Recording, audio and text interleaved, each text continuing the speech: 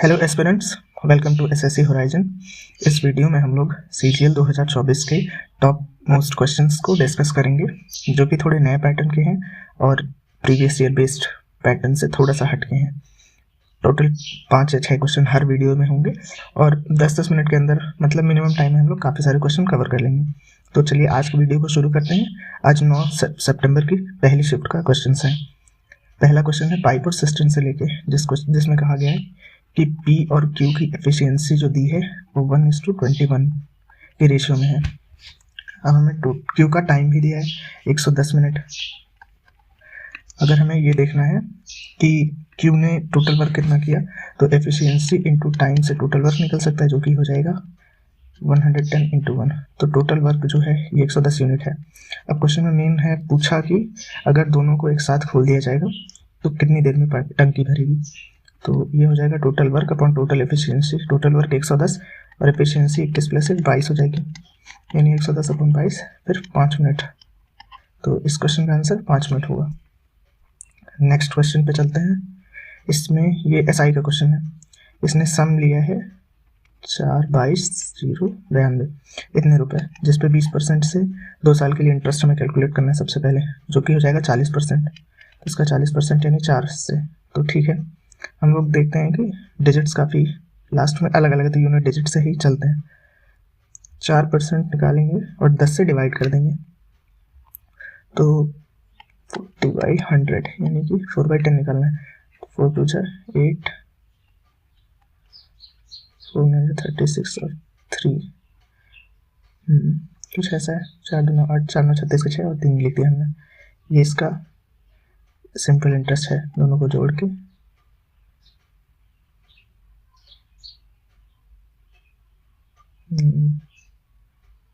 6 to 8 हो जाएगा।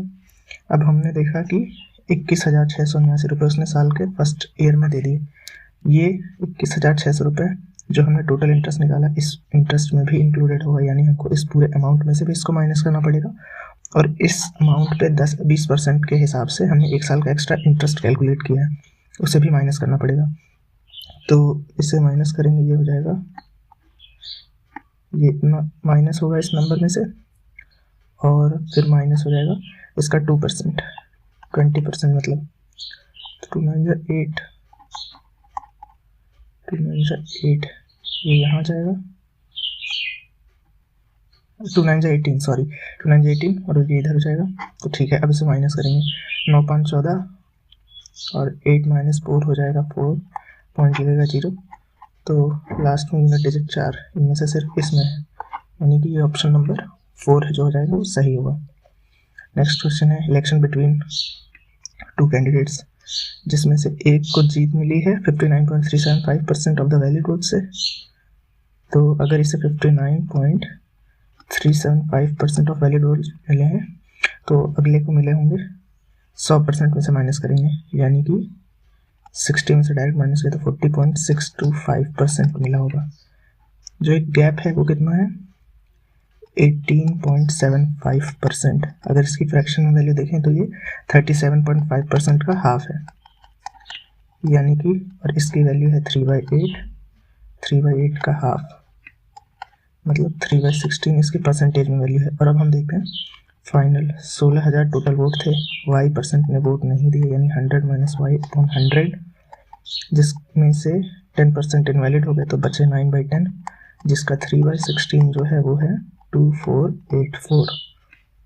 अब डिवाइड करते हैं, इस इक्वेशन को सॉल्व करेंगे, आंसर आ जाएगा 1 2 3 16 से 16 चला गया, 9 9 2 18, 6 इधर 9 7 63 और 5 9 6 54, तो 3 9 27, 3 9 6, यानी कि 100 - y बराबर 92। यहाँ से y उधर और 92 इधर जाएगा, तो y बराबर 8, यानी कि 8% लोग जो वोट थे ये नहीं पड़े, 8% लोगों ने वोट नहीं दिया। अगला ये कॉइन बेस्ड क्वेश्चंस हैं, ये काफ़ी आजकल नए हैं जो पूछे गए हैं। इसमें क्या है, आर ने 100 रुपये दिए हैं पी को 5, 2 और 1 रुपये के डिनोमिनेशन में, यानी 5 रुपये, 2 रुपये और 1 रुपये में। इन कॉइन्स के नंबर क्या है, टोटल नंबर है 40, तो मान लेते हैं 5 के x, 2 के y और 1 का z है, यानी कि x plus y plus z बराबर 40 कॉइन। ठीक, और वैल्यूज़ की देखा जाए तो ये वैल्यू हो जाएगी 5x plus 2y plus z बराबर 100 रुपये। इस इक्वेशन से z बराबर हम लोग देख सकते हैं 40 माइनस एक्स माइनस वाई, उसकी वैल्यू उठा कर यहाँ पे रख दी जाए तो 5x plus 2y minus 40 minus x minus y बराबर 100, यानी कि 4x प्लस वाई बराबर 60। अब ये मेन हमारी इक्वेशन है जिससे में से हमें सॉल्व करना पड़ेगा। तो सबसे पहले छोटी वैल्यू को देखते हैं, लेके 13 ही लेते हैं। 4 इंटू 13 प्लस वाई बराबर 60, यानी कि वाई बराबर 13 चौक 52 और 8, तो वाई बराबर डायरेक्ट आ गई 8। अगर x 13 है, वाई 8 है, 13 8 21, तो z बचेगा 19। अब इस प्रिंसिपल इक्वेशन में सॉल्व करके देखते हैं। 5 into 13 plus 2 into 8 plus 19, 65 plus 16 plus 9, 5 6 11 9 20, 0 चलेगा 2, 6 2 8 2 10, यानी कि 100 रुपये कन्फर्म हो गए टोटल, यानी सही है। अभी तो एक ऑप्शन ये सही हुआ है, अब कोई और एक देखते हैं 16, क्योंकि 16 17 18 में अगर मिनिमम वैल्यू देखते हैं ना, तो 4x 4 इंटू 16 16 चौके 64 प्लस वाई बराबर 60 हुआ। ये तो इक्वेशन गलत है, यानी कि वाई की वैल्यू एक्सीड नहीं कर सकती ना, ये वैल्यू पूरी 64 है प्लस वाई बराबर 60 कैसे हो सकता है, यानी कि यही ऑप्शन हमारा सही है। 13 कॉइन्स जो होंगे वो सिर्फ 5 रुपये वाले होंगे, 13 कॉइन्स ऑफ 5 रुपीज डिनोमिनेशन। फिर अगला सर्कुलर रेस का क्वेश्चन है। ये पॉइंट ऑफ ओरिजिन है, 840 मीटर इसका टोटल डिस्टेंस है, और दोनों सेम डायरेक्शन में रेस हैं, एक 6 मीटर पर सेकंड और एक 12 मीटर पर सेकंड की स्पीड से। तो रिलेटिव स्पीड जो हो जाएगी वो कितनी हो जाएगी, 6 माइनस 12, यानी कि 6 मीटर पर सेकंड। और इसने पूछा है after how much time they will meet next, तो ये हो जाता है डिस्टेंस अपॉन रिलेटिव स्पीड, यानी कि 840 मीटर अपॉन 6 मीटर पर सेकंड, यानी कि 6 कम 6 6 चौक 24 और 0, तो 140 सेकंड। 140 सेकंड सही जवाब। अगला है direct common tangent base. The distance between centres of 2 circle of radii इतना एंड इतना, with point of contact of direct common tangent. हाँ, एक ये सर्कल है और एक ये सर्कल है, ये इतना 22 है, ये इतना 10 है। कभी कभी क्वेश्चन में इतनी डिस्टेंस की वैल्यू पूछी जाती है, तो ये हो जाएगी 5, क्योंकि यहाँ से लेके यहाँ तक है 37 और 32 ही हो गया तो 5 ही हो जाएगा। खैर इस क्वेश्चन में आते हैं। इसमें इसने पूछा है डायरेक्ट कॉमन टेंजेंट की लेंथ। हाँ, तो डी सी टी बराबर होता है डी अंडर रूट में D square plus R1 minus R2 का होल स्क्वायर।